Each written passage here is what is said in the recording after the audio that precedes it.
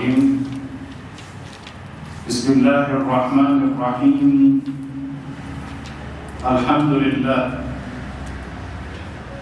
لله الذي لا يبلغ مدحته القائلون ولا يحصي نعماءه العادون ولا يؤدي حقه المجتهدون، الذي لا يدركه بعد الهمم ولا يناله غوص الفطن، الذي ليس لصفاته حد محدود ولا نعت موجود ولا وقت معدود ولا أجل ممدود.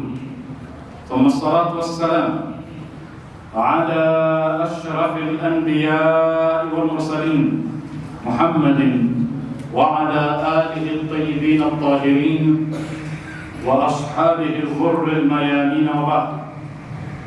يقول الحق سبحانه وتعالى في محكم كتابه المجيد: أعوذ بالله من الشيطان الرجيم: والله أخرجكم من بطون أمهاتكم لا تعلمون شيئا وجعل لكم السمع والأبصار والأفئدة لعلكم تشكرون. صدق الله العلي العظيم. السلام عليكم ورحمة الله وبركاته. وعليكم السلام ورحمة الله. Katika visa vinavyonukuliwa na Sheikh al-Mufid katika kitabu chake cha Al-Irshad ni kisa cha mwanamke mwendawazimu aliyeziniwa na mmoja katika wanaume zama za khalifa wa pili. Kisha khalifa wa pili akatoa hukumu kwamba watu wale wakamate na watekelezewe hukumu ya uzinifu, lakini yule mwanaume alitoroka. Yule mwanamke akakamatwa na ikaonekana kwa hoja zote kwamba ni kweli amezini. Khalifa wa pili akaamrisha kwamba aadhibiwe adhabu ya kisheria. Mmoja katika masahaba akampa taarifa hiyo Amirul Mu'minin Ali ibn Abi Talib salawatullahi wasalamu alayhi.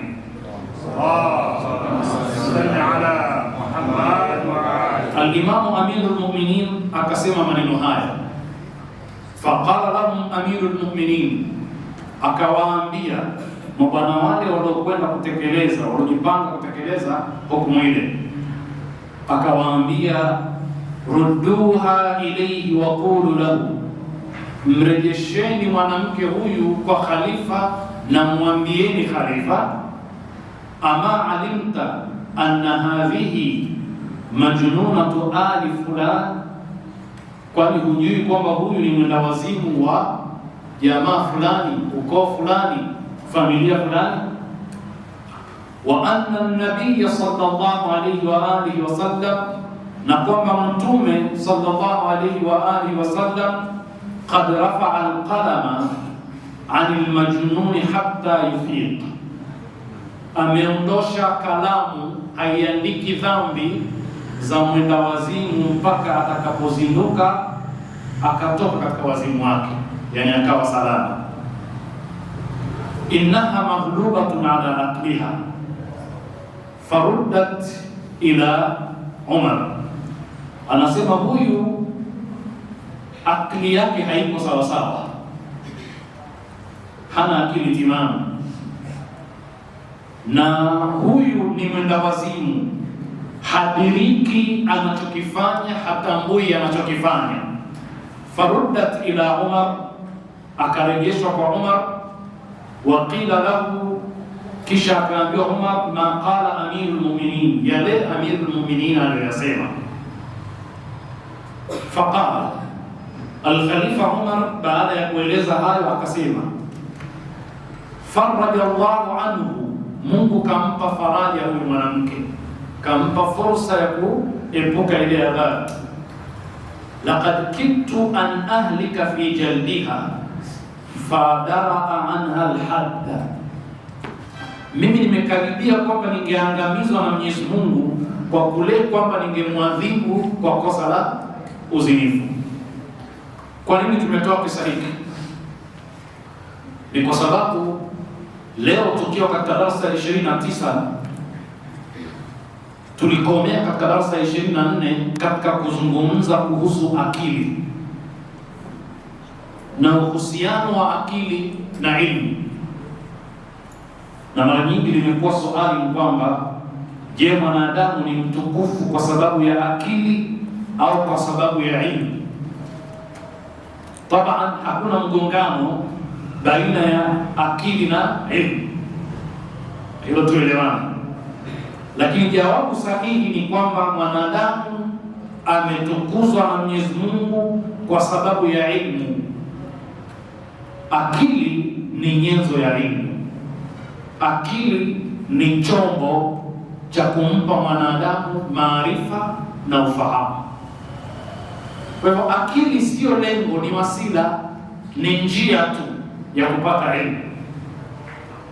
Na nyinyi mnakumbuka kwamba malaika walipokataa kuumbwa kwa binadamu kwa hoja ya kwamba atafanya uharibifu, Mungu hakuthibitisha kwamba hapana, mwanadamu huyu ana akili, bali alithibitisha ana ilmu, kwa sababu akili ni wasila tu wa kumpeleka kwenye elimu.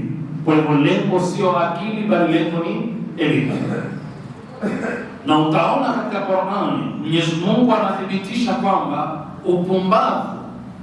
upumbavu sio kukosa akili, bali upumbavu ni kushindwa kuitumia akili vizuri. Upumbavu sio kukosa akili, ni kushindwa kuitumia akili sawa sawa. Wa idha qila lahum aminu kama amana an-nas, wakiambiwa aminini kama walivyoamini watu wengine waumini, qalu, hujibu kwa kusema anu'minu kama amana as-sufaha, sisi tuamini kama walivyoamini wapumbavu. Kisha Mungu anasema ala innahum humus sufaha walakin la ya'lamun, hakika wao ndio masafihi, ndio wapumbavu, lakini hawajui. Kwa hiyo safaha na ilmu ni vitu vinakwenda vinawiana. Ukiwa na safaha, maana yake kutumia ilmu sawa sawa. Upumbavu ni kutokutumia ilmu sawa sawa, lakini sio kukosa akili. Na ndio maana kwamba safihi ataadhibiwa, lakini aliyokosa akili haadhibiwi. Yani mpumbavu ataadhibiwa, lakini aliyokosa akili haadhibiwi. Kwa hivyo kule nyuma tumesoma tukajifunza kwamba akili ndiyo sifa muhimu ya mwanadamu, lakini ni kwa sababu inazalisha maarifa na elimu. Sasa tumeona Imamu Ali akituthibitishia kwamba nyumba ya ilmu ni hapa kwenye kifua, kwa maana ya moyo. Haya ndio tuliyosoma katika darasa la 28. Nyumba ya akili ni kwenye moyo na wala sio kwenye kichwa. Na tukaona kwamba ndivyo Qur'ani inavyofundisha, afalam yasiru fil ardi fatakuna lahum qulubun yaqiluna biha, je, hawatembei katika ardhi wakawa na mioyo ambayo kwao watatia akili, watatumia akili? Lakini aya tulotangulia kuisoma tumeisoma sana, wallahu akhrajakum min butuni ummahatikum la ta'lamuna shay'an, Mungu akutoeni katika matumbo ya mama zenu hamjui chochote, lakini waja'ala lakum as-sama, akakujalieni kuwa na masikio ya kusikia, wal absar, na macho ya kuweza kuona, wal afida, na vifua, kwa maana ya mioyo. Sasa macho, masikio ni milango ya kupata elimu. Kifua ni katika mashine muhimu sana ya kuchakata maarifa na elimu, yani moyo wa mwanadamu, na hili tumelifafanua vizuri katika mazungumzo yetu yaliyopita. Sasa uhusiano wa elimu na akili tumeueleza, lakini Qur'ani inasema watilka al-amthalu nadribuha lin-nas, na mifano yote unayoiona katika Qur'ani, mathaluhum kamathali kadha au kafu tashbih kamathali au kal-an'ami, kafu tu peke yake. Mifano yote unaiona katika Qur'an. Kwa nini Mungu kaitoa? Mungu anasema wama yaqiluha illa al-alimun. Tunatakiwa tuitie akilini ile mifano, lakini Mungu anasema hawezi kuitia akilini mifano ile bila mwenye elimu. Kwa hivyo la yaqiluha illa al-alimun, hawezi kuitia akilini mifano ya Qur'ani ya Mwenyezi Mungu ila wenye ilmu. Uhusiano wa akili na ilmu, mifano ipo, lakini si kila mmoja anifahamu. Kutaaqul, kuitumia akili ndio kunakufanya uifahamu ile mifano. Nadhani leo tumeelewana. Sasa leo ikiwa tumo katika darasa 29 tunaendelea kukamilisha maudhui ya akili. Qur'ani ukisoma huwezi kukuta neno al-aqlu halipo, lakini vitenzi vinavyotokana na neno akili vipo. Yaqilu, yaqilun. Na Qur'ani imetumia neno akili mara 49 katika aya mbalimbali.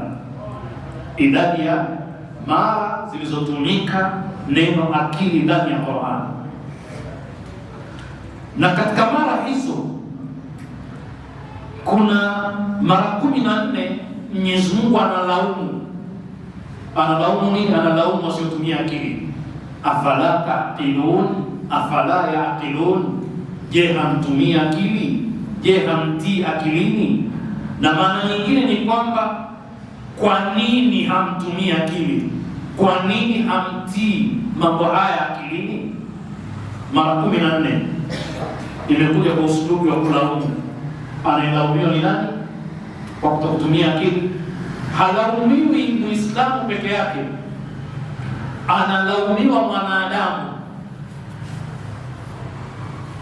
Inni ja'ilun fil ardi khalifa, huyu khalifa ndiye analaumiwa. Wa 'allama Adama asmaa kullaha, huyu Adam na bani Adam, wa laqad karramna bani Adam. Hata asiyekuwa Muislamu anatakiwa atumie akili katika kuifahamu Qur'an.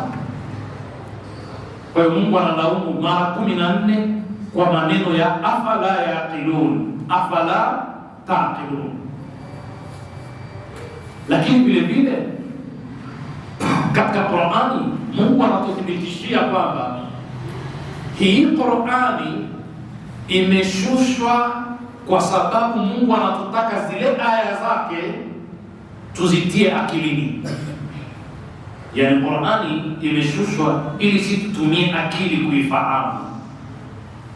Kwa lugha nyingine, Qur'ani haikutaki uifahamu uichukue tu na kumeza kibubusa. Qur'ani yenyewe inatutaka kwamba kila mmoja azingatie katika kuelewa, atumie akili. Kwa hiyo masala ya kupelekwa tu yamekatazwa. Ndio mtaona katika Qur'an kuna aya nyingi zinazokemea wanaosema inna wajadna abana. Kama mtu akiulizwa wewe kwa nini muamini, anasema sisi tunawakuta wazee wetu hivi hivi, anadhulumiwa huyo, kwa sababu Uislamu hautaki mtu awe na taklidul a'ma, aandame mtu kipofu, kibubusa, kichwa mchunga, yani asizingatie yeye achukue tu kwa sababu baba akasema yeye anachukua. Hapana. Hata wewe Muislamu, umezaliwa ndani ya Uislamu, unatakiwa bado ujadidi Uislamu wako, uwe unaelewa wewe. Yaani Uislamu haukutaki ukichukua udhu, ukiulizwa kwa nini unachukua udhu, unasema hivi ndivyo wanavyofanya watu wote. Uislamu hautaki. Umeelewana? Kwa nini unaswali raka 4? Hivi ndivyo watu wote wanaswali. Uislamu haukutaki useme hivyo. Unakutaka useme kwamba kwa nini unaswali raka 4? Mungu kaamrisha kwa mfano, sio? Yaani uwe na reason, uwe na sababu. Kwa hivyo kuandama wazazi tu au kwa sababu ya shehe tu au kwa sababu ya imamu wako haifai. Lazima utumie akili na utaulizwa, na siku ya Kiyama utaulizwa. Ukisoma Qur'ani utagundua kwamba wale ambao waliwaandama watu fulani katika mambo fulani fulani, siku ya Kiyama wakija wakisema sisi tuliwaandama watu hawa, haitakuwa ni kigezo cha kuwasamehe. Ndio Qur'ani inasema ittabarra alladhina tubi'u min alladhina tabau wa ra'aw adhaba wa taqatta'at bihim asbab. Yani ile siku ya Kiyama wale waliofuatwa watawakataa wale waliowafuata. Mimi sikutambueni bwana, sio? Alafu wataona adhabu kwamba iko mbele yao, kwamba wote wataadhibiwa. Kisha Mwenyezi Mungu Subhanahu wa Ta'ala atawasimamisha kuwauliza kwa nini mliwafuata hawa, na hawa majibu yao na hoja yao na majuto yao yatakuwa haya: lau anna lana karratan, tungekuwa tuna fursa ya kurejeshwa duniani sisi upya, fanatabarra minhum kama tabarra'u minna, na sisi tuwakatai kule duniani kama wanavyotukataa sisi leo hii hapa akhera. Lakini Mungu anasema kadhalika nurihim a'malahum hasaratin alayhim, tutawaonyesha amali zao ni majuto, yani watajutia. Kwa hivyo leo hii wewe hapa duniani asikupeleke mtu mbio na wewe na akili zako, sio? Ndio wanasema Waswahili, msemo wa kisasa, akili za kupewa ongeza na zako, kwa sababu zile za kupewa utakuja kuulizwa siku ya Kiyama, wewe sio yule aliyekupa. Tumeelewana? Yani kila jambo tu wanadhalina amin ghutharu ka ghubari sayl hamadun ra'ahu, upepo ukivuma na unakwenda tu utaulizwa. Kwa hivyo itabarra alladhina tubiru min alladhina tabau wa ra'u al-'adhab wa taqatta'at bihim al-asbab, al-alaqat, uhusiano utakwisha. Firaun atawakataa jamaa zake, kiongozi wa kisiasa atawakataa jamaa zake, kila mmoja aliyeandamwa katika batil atawakataa, kwa sababu yale ya kwake tu yanamtosha. Kila mmoja anatakiwa nini? Atumie akili yake. Hilo moja. Lakini nukta nyingine muhimu, sisi Waislamu katika mambo ya akida yote ya kiitikadi, unamwamini Mwenyezi Mungu na mambo yote yanayohusiana na imani ya Mungu na kumtambua Mungu, hapa hakuna kuandama mwanachuoni. Yes, tunasoma fiqh, kuna taklidi katika mambo ya akida. Kwa hiyo Imam Shafi, Hanbali, Hanafi, Malik na Maibabu na wengine tunawaandama katika nini? Sheria ambayo inahitaji ijtihadi. Lakini katika masala ya itikadi, kumtambua Mungu, kuwatambua mitume, kutambua siku ya Kiyama, kujua masala ya qadha na qadar, yote haya kila mmoja ataulizwa yeye mwenyewe, anatakiwa afanye ijtihadi, atumie akili yake.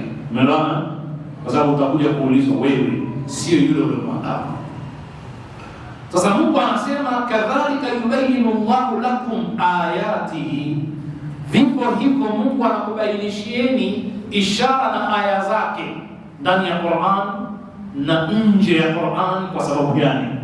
Anasema la'allakum taqilun, ili muweze kutumia akili. Kwa hivyo Mungu anatutaka tutumie akili katika kila jambo, katika tunavyoviona katika aya za Qur'an. Tumeelewana? Tunatakiwa tutumie akili zetu, sababu umepewa hazina hiyo ili uje uitumie vizuri, izalishe maarifa. Na tumesema wakati fulani kwamba ukiona mtu anajiamini, hataki upumbavu, ujinga, anakutaka utumie akili, ujue anachokipiga nini haki, kwa sababu akili ni maasumi, haikosei. Ile akili ambayo haijatawaliwa na uovu, akili safi, aqlun qat'iyyun, ile akili ni maasum, haikosei, inajua haki, inajua batil. Umeelewana? Kwa hivyo Qur'ani kuwa inahimiza akili, ina maana ni dini inayojiamini, kwa sababu watu ambao wanataka kuwakokota katika batil hutopenda watumie akili. Kila wanapokuwa wajinga zaidi ndio fursa yao ya kuwakokota. Kwa hivyo kuhimiza watu wasitumie akili, maana yake ni kwamba unarahisisha wewe kuwakokota, lakini kuwahimiza watumie akili ina maana kwamba unachokipigania ni haki. Unataka yule atakayekufuata awe anakufuata ala basira, akiwa anategemea akili. Hiyo ni nukta muhimu. Mungu anasema wa huwa alladhi yuhyi wa yumit, yeye ndiye anayehuisha na kufisha. Walahu ikhtilafu al-layli wan-nahari, na ni vyake kule kutofautiana usiku na mchana. Kupindua usiku na mchana, Mungu ndiye anaipindua, akaleta usiku kisha akaleta mchana, usiku kisha mchana. Lakini Mungu anasema afala taqilun, je, hamtumia akili mkaelewa hayo? Kwa nini hamtumia akili kuelewa usiku na mchana kisha ukamwona Mungu? Lakini japokuwa neno akili na mnyambuliko wake yametumika mara 49 ndani ya Qur'ani, hayo maneno, lakini kuna maneno yenye maana ya akili ndani ya Qur'ani. Kwa mfano ulul albabi, maana yake ni mwenye akili. Ulul albabi maana yake wenye akili. Lubu ni kiini cha kitu. Hili limetumika ndani ya Qur'ani mara 16, kule mara 49, huku mara ngapi? 16. Kwa hiyo 16 na 49, ulul albabi, wenye akili. Natoa mfano wa aya mbili, walakum fil qisasi hayatun ya ulul albabi la'allakum tattaqun, na mna nyie ndani ya kisasi, ile hukumu ya kisasi, kwamba man qatala nafsan bighairi nafsin au fasadin fil ardh, man qatala nafsan yuqtal, atakayeua anauawa. Kutiba alaykumul qisasu fil qatla, al-'aynu bil-'ayni wal-udhunu bil-udhuni, mabana an-nafsu bin-nafsi, mmewekewa kisasi. Sasa kama mmewekewa kisasi, maana yake nini? Maana yake ni kwamba atakayeua hukumu yake na yeye auawe. Mungu anasema katika kisasi kuna uhai, enyi wenye akili, ili muweze kumcha Mungu. Maana yake ni kwamba wenye akili wote wakizingatia hukumu ya kisasi, wataelewa kwamba ndani ya kisasi ndiyo kuna uhai halisi. Kwa lugha nyingine, kisasi kitapunguza, bali kinaweza kuondosha mauaji, ikiwa atafahamu mtu kwamba mkiua mtauawa. Hawezi kuua. Nikitoa jicho la mtu na mimi nitatolewa jicho lako, hawezi kumtoa mtu jicho, sio? Kwa hivyo lengo la kisasi sio kueneza mauaji. Maana dunia sasa hivi inaondoa hukumu ya muuaji kuuawa, kwa sababu inasema hivi, dunia sasa hivi inasema kuua ni kosa, na aliyeuawa kuuawa ni mauaji mengine, ni kosa nyingine hilo. Kwa hivyo haifai. Katika hukumu zinazojadiliwa duniani leo hii ni hukumu ya kwamba mwenye kuua na yeye auawe, ishaanza kuondoshwa kwamba sio haki ya kibinadamu.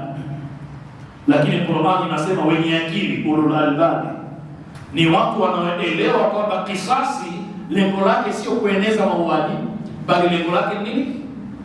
Kuzuia kuwepo mauaji. Na tukiondosha kisasi, mauaji yataendelea kuwepo. Yaani jambazi likijua kwamba linaweza kuua, linaweza kuiba, alafu na bado likaringa barabarani, jambazi hawezi kuisha. Hawezi kuisha.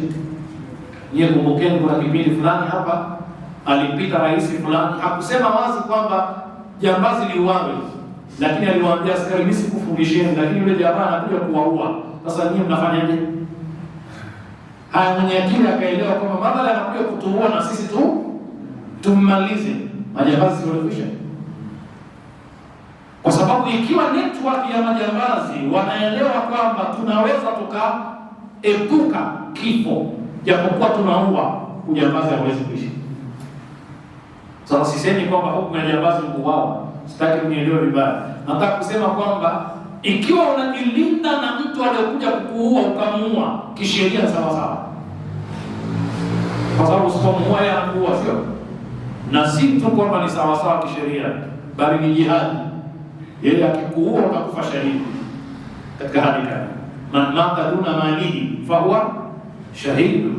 Akifa mtu kwa kupigania mali yake, yeye ni shahidi. Sasa ilimradi tu aya hii inatufunza kwamba ulul albabi, wenye akili, wanaweza kuelewa kwamba kwenye hukumu ya kisasi kuna uhai, sio kueneza mauaji bali ni kuzuia mauaji. Aya nyingine inasema inna fi khalqi samawati wal ard, hakika katika kuumbwa kwa mbingu na ardhi, wa ikhtilafu al-layli wan nahar, na zile ikhtilafu za kwamba kuna usiku na mchana, mchana una mwanga, usiku na una giza, la ayati, kuna ishara nyingi za kumtambua Mwenyezi Mungu, lakini ishara hizo anaweza kuzielewa nani?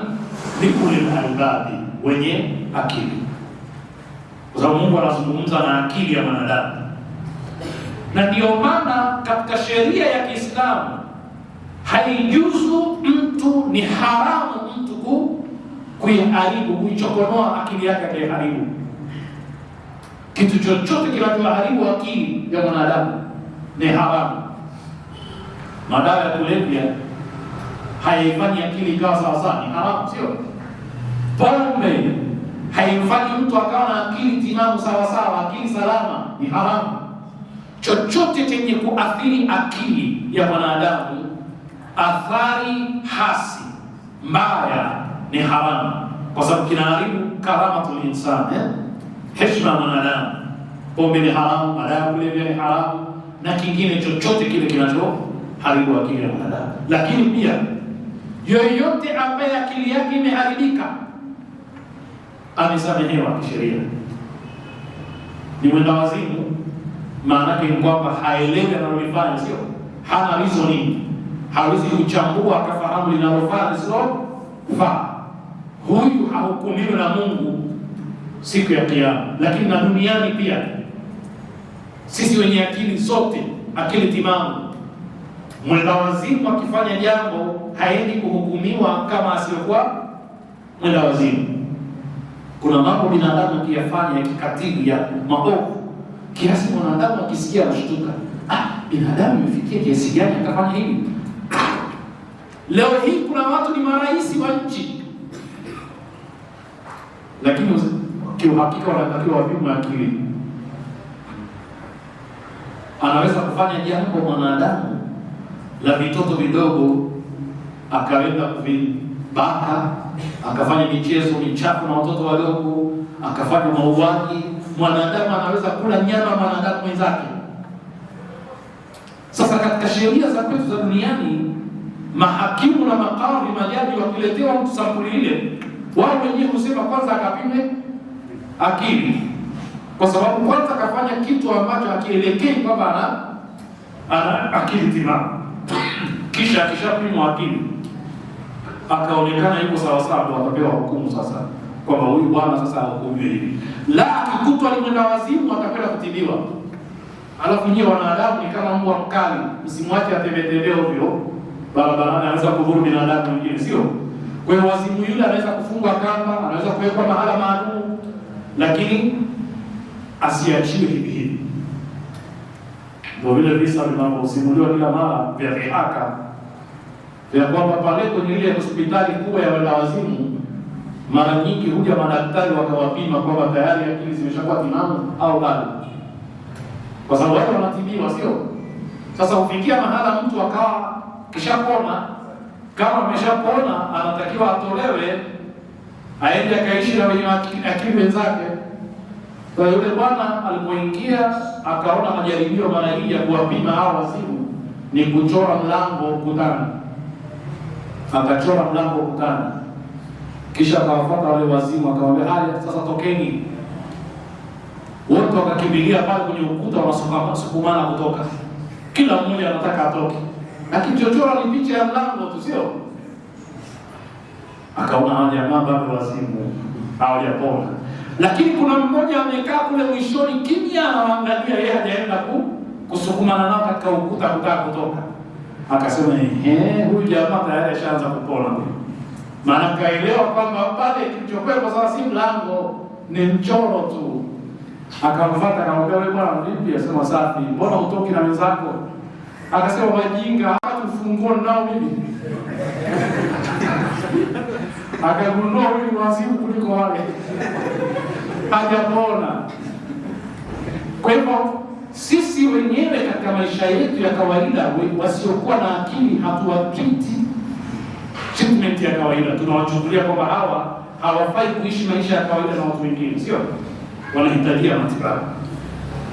Mwenyezi Mungu anasema, sikilizeni aya hii katika sura Yusuf aya 111. Mungu anasema, laqad kana fi qasasihim ibratun liulil albab, hakika katika masimulizi yao, vile visa vyote vinavyotolewa ndani ya Qur'an, visa vya Musa, visa vya Ibrahim, visa vya kisa cha Yusuf. Maana ndani ya kisa cha Yusuf kuna visa vingi, si ndio?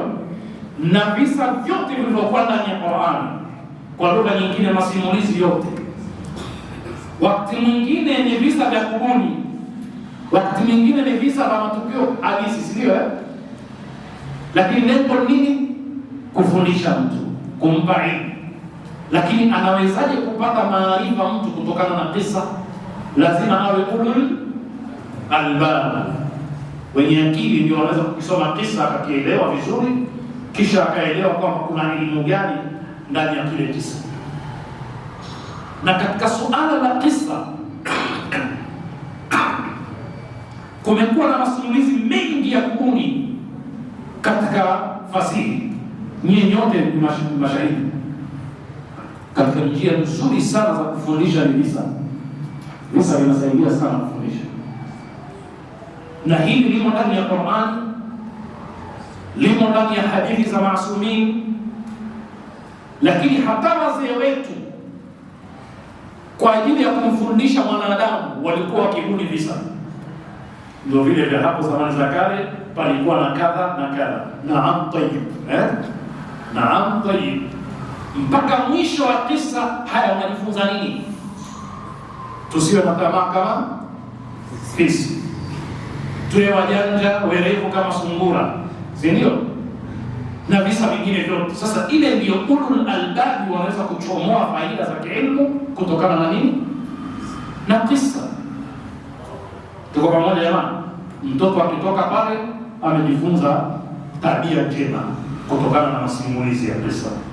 Haya, wewe unajifunza wewe kisa cha Yusuf, unataka kutaladha tu, upate raha na burudani ya kisa tu, haujifunzi katika maisha. Unajitoa katika ulul albabi. Mwanadamu anatakiwa asikilize kisha atumie akili kuelewa kile kisa, sio? Tumekuwa tukisema mara nyingi kwamba wale niswatul Madina walioitwa wale wanawake wa mji wale. Haya, hebu katafute katika kila mji hakuna niswatul Madina? Kwa nini unataka kuwaelewa wale wa zama hizi, unataka kuwaelewa? Tumeelewana? Kwa sababu ukiwasoma wale wanawake wa kimji utawaona hawakuwa watu wema. Walimsema mwanamke mwenzao, mke wa mtawala, walimsema vibaya. Imraatul aziz turawi al-fata laqad shabaha hubba. Vipi mwanamke mtukufu wa heshima wa kiongozi anamtamani kijana wake? Laqad shabaha hubba, anashughulishwa na mapenzi. Asharaf ni ngozi iliyokuwa juu ya moyo, raqiq, kwa maana anaingia nikita katika moyo wa kijana na mbeba. Amepotea sana huyu, si ndivyo wanavyosema, sio? Dhahiri yake mgogo walikuwa na laumu tabia mbaya, sio? Lakini walipoitwa na wao nyumbani wakaalikwa chakula, mbona walibadilika? Zamani hadha bashar, huyu si binadamu huyu bwana. Na wao wenyewe wakamtamani, alafu na yule akawaambia, naona na nyinyi mniangukia katika tatizo hilo hilo. Hili ndilo ambalo mlikuwa mkinilaumu mimi. Sasa mbona na nyinyi mko hivyo? Kwa hiyo hawakuwa wema, si ndio? Walikuwa waovu tu, walipata fursa tu ya kumwangushia shaksia. Haya, kawatafute nisi watu Madina katika Madina yako, au katizame tabia zao. Kasome kisa cha watu wanaofanyiana vitimbi vya kumuua binadamu wenzao. Uvioni kila siku wewe? Mashehe wangapi katika mimbar, zile chuki wanazofanyiwa na watu Lau kama wale watu wangekuwa wana khiari ya uhai katika mikono yao, wasingeendelea kuwa hai. Lakini chuki za watu zinawanyanyua zaidi watu. Yaani yule mwenye kumjengea mtu chuki, akatengeneza kamati za ufundi za kupambana naye, za kumwangamiza, yale anayoyafanya ndio sababu ya kumkweza zaidi yule bwana. Maana ndio kisa cha Yusuf kinatufunza hilo, sio? Kadri utakapokusanya nguvu zako ukatengeneza kamati za ufundi dhidi ya mtu ambaye haja kudhulumu, utampaza zaidi. Kwa hiyo jitahidi katika visa utumie akili kujifunza, sio? Haya, katizame visa vya kina Firauni na wengine na wengine na wengine. Mungu anasema katika surati Yusuf aya ya 111, inna fi qasasihim la ibra, hakika katika masimulizi yao mna mafundisho. Kuna mambo ya kujifundisha, lakini hajifunzi ila nani? Liuli al-albab, watu wenye akili timamu wanaweza kujifunza. Ma kana hadithan yuftara, mpaka mwisho haya. Lakini neno ulul nuha, an-nuha maana ulul aqli, ulul uquli. An-nuha ni maneno yametumika mara mbili ndani ya Qur'an kwa maana ya wenye akili, mara mbili. Lakini neno, kwa mfano Mwenyezi Mungu anasema afalam yahdi lahum kam ahlakna qablahum min al-quruni yamshuna fi masakinihim dhalika inna fi dhalika la ayatin liuli an-nuha. Je, haijawapitikia hawa mabwana kuona kwamba sisi tumewaangamiza watu wengi waliokuwa kabla yao ambao walikaa katika makazi mnayokaa nyinyi leo hii? Yaani sisi leo hii, huu ni msikiti, sio? Huu ni msikiti, na huu msikiti tangu umejengwa haujafikisha miaka 30, si ndio? Insha Allah utafikisha miaka 100, insha Allah utafikisha miaka 200 msikiti huu, sio?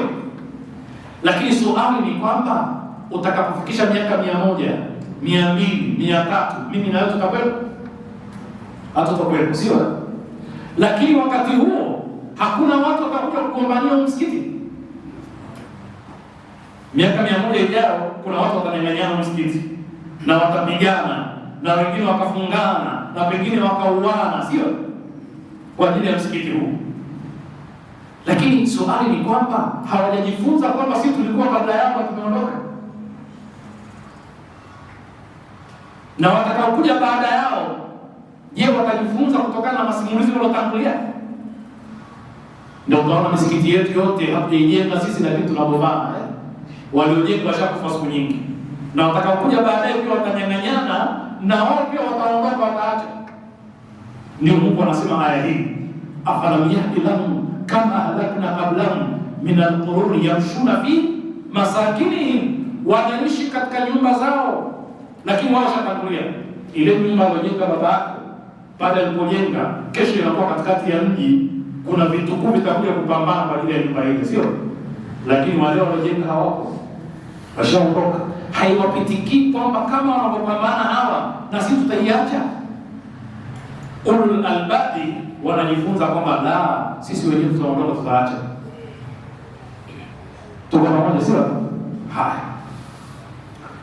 Hijri ni akili, imetumika mara moja ndani ya Qur'an katika sura al-Fajr, wal fajri wa layali ashr wash-shaf'i wal watri wal layli idha yasri hal fi dhalika qasamun lidhi hijr.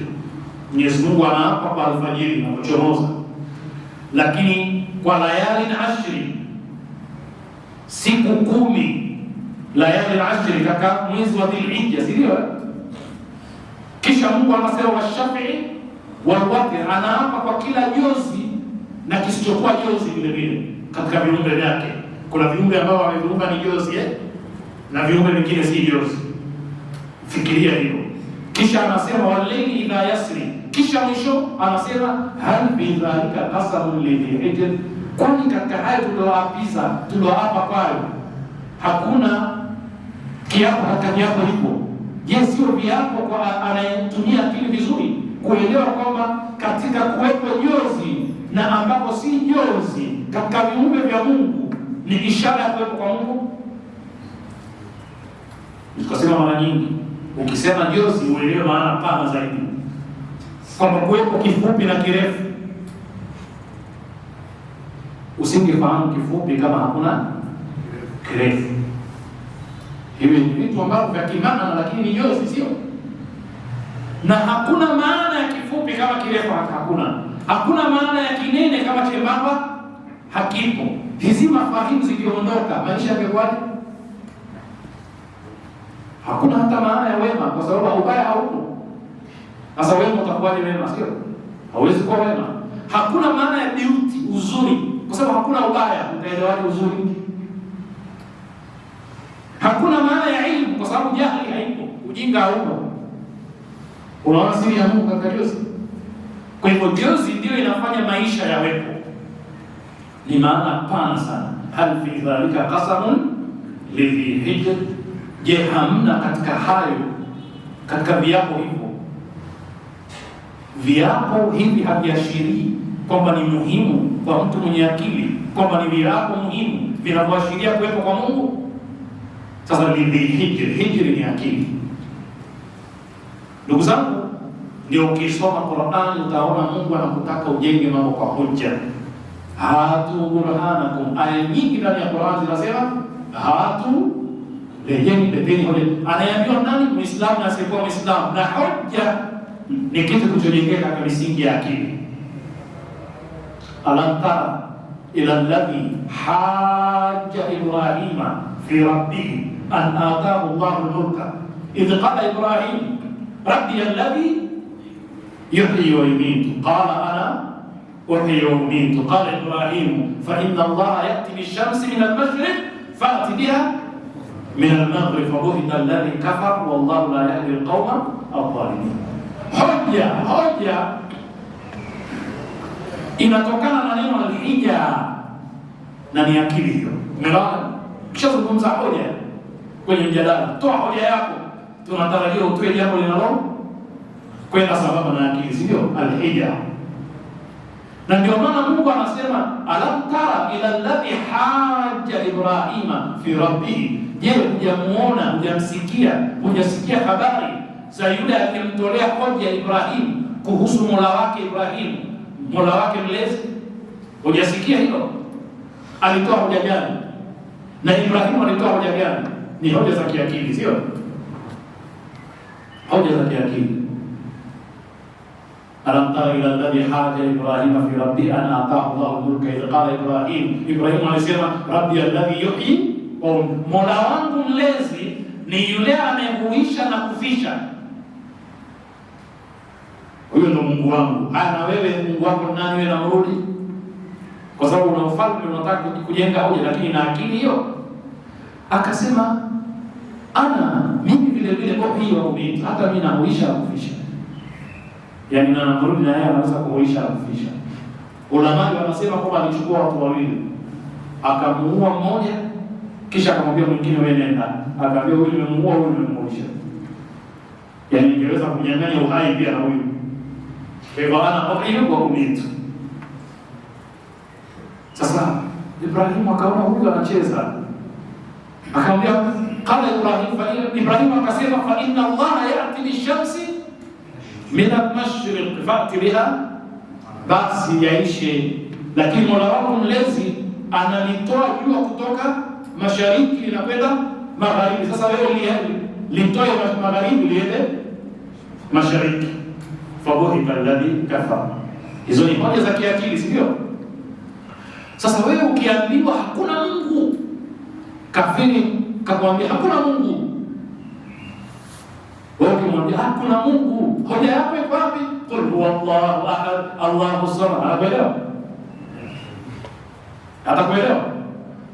Hawezi kukuelewa kwa sababu yeye mwenyewe haamini Mungu, ataamini maneno yake. Kwa hiyo Mungu ndio utaona aya nyingi za kuthibitisha uungu ni aya za kiakili, za kielimu. Sio kumsomea kwa huwallahu ahad Allahu samad lam yalid wa lam yulad, kwa sababu yeye mwenyewe hamwamini. Kwa hiyo maneno yake bila aula hatayaamini, sio? Ndio hatu burhanakum, hoja hiyo ya kiakili. na ndio zilizojaa ndani ya Qur'an. Ndugu zangu, kama ilivyokuwa ada, muda wetu umekwisha, tutakomea hapa leo kwa matarajio insha Allah katika mazungumzo yetu yajayo tutaendelea hapo tulipokomea.